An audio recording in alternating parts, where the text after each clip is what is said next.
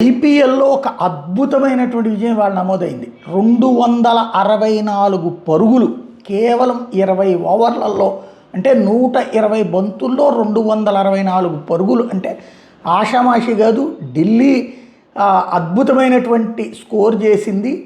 ఎవరి మీద అంటే పంజాబ్ మీద.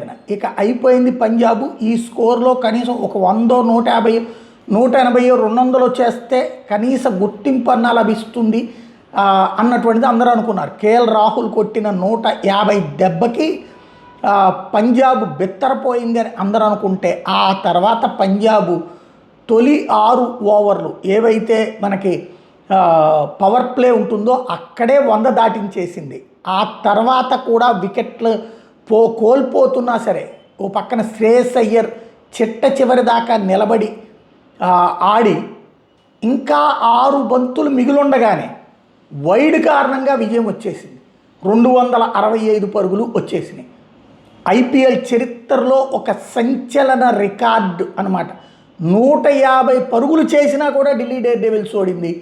అదే సందర్భంలో 6లతో చితకబాది 264 స్కోర్ని ఒక ఓవర్ మిగిలుండగా 6 బంతులు మిగిలుండగానే 120 బంతులు 264 పరుగులు చేస్తే 114 బంతుల్లోనే 265 చేయడం అన్నటువంటిది పంజాబ్ సూపర్ కింగ్స్ సాధించినటువంటి ఘనత అద్భుతమైనటువంటి రికార్డు అని చెప్పాలి.